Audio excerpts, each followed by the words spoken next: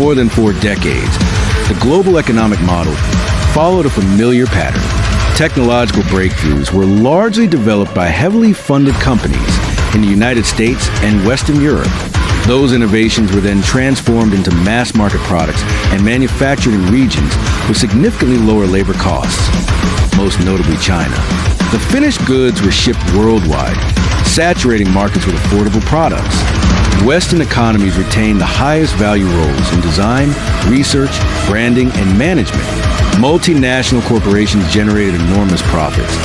Consumers benefited from cheaper goods, and manufacturing countries gained income that helped them industrialize and raise living standards beyond subsistence agriculture.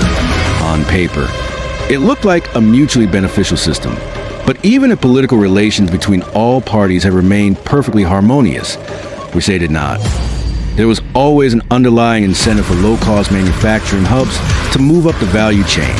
Over time, it was inevitable that these countries would seek not only to assemble products, but to design, innovate, and own them in several sectors.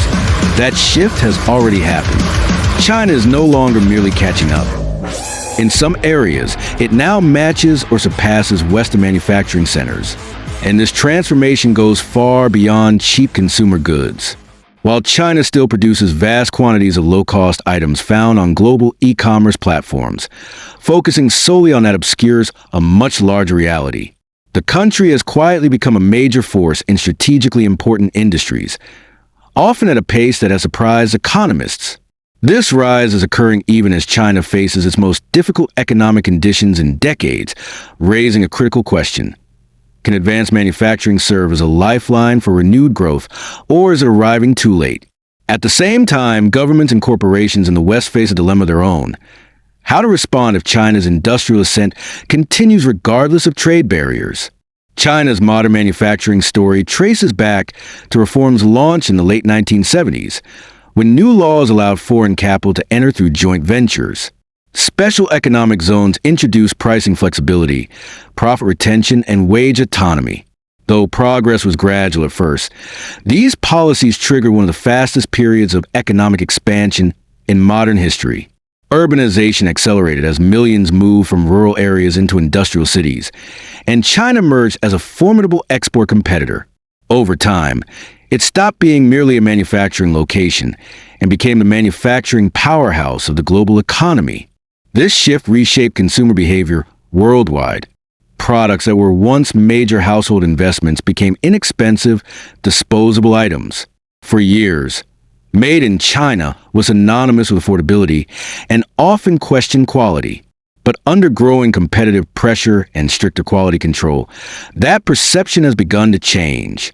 Large Chinese manufacturers increasingly match global standards, leading some observers to argue that the era of low-quality Chinese manufacturing is fading.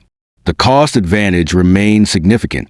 Chinese labor costs are still far lower than those in the United States, Europe, Japan, or other advanced economies. That reality explains why mass-market goods continue to flow from Chinese factories. However, advanced manufacturing, once insulated from outsourcing due to its reliance on specialized knowledge, precision engineering, and trust, has also begun shifting. If China can deliver complex products at comparable quality, with even modest cost savings, the incentive becomes difficult to ignore. For decades, advanced manufacturing stayed in Western countries because that is where expertise and institutional trust were concentrated. But as Chinese firms develop those same capabilities, global perceptions evolve. Skepticism that once surrounded Chinese-made high-end products is gradually giving way to reconsideration, especially as established Western brands face their own quality challenges. This raises a crucial question. Could China sustain its industrial momentum if Western companies withdrew their operations? Increasingly, the answer appears to be yes. China has steadily climbed the industrial hierarchy, taking on roles once reserved for Western firms: research, development, branding, and global management. Until recently, Chinese companies rarely operated outside their domestic market. Today, that is changing. Huawei offers a clear example. Its rapid growth in telecommunications alarmed Western governments, leading to restrictions based on national security concerns. While some fears may be justified, these measures also conveniently shield domestic competitors without explicitly labeling the actions as trade protection. Similar patterns have emerged across Europe and North America. Government support has played a decisive role. Since the late 2000s, Chinese firms have received substantial subsidies for innovation, equipment upgrades, employment stabilization, and environmental initiatives. While this support has accelerated growth, it also carries inefficiencies. Subsidies often favor large firms and sometimes deliver only temporary gains. Sustaining this model requires continuous funding. Another advantage lies in human capital. China has built a vast, technically skilled workforce, reinforced by students educated abroad who return with global experience. Education reform remains a national priority, with a shift toward quality and competitiveness rather than sheer scale. At the same time, China's rise has been accompanied by controversy. Forced technology transfer, intellectual property disputes, and reverse engineering have damaged trust. Numerous high-profile cases illustrate how collaboration with Western firms sometimes led to imitation and independent Chinese competitors. The electric vehicle sector highlights the outcome. Chinese firms like BYD evolved from battery suppliers into full-scale automakers, now challenging global leaders.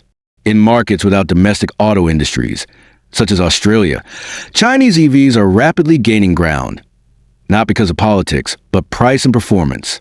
Yet China's success story is not without distortions. Much of its past growth was fueled by property speculation rather than sustainable productivity. The real estate downturn has exposed vulnerabilities, including youth unemployment and rising living costs. Advanced manufacturing could help rebalance the economy, but only if it generates lasting value.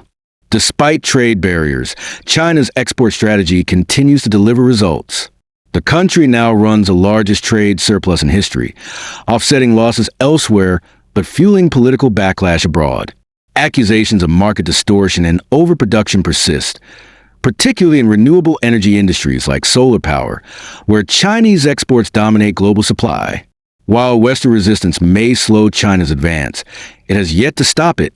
For many consumers worldwide, affordability outweighs marginal quality differences.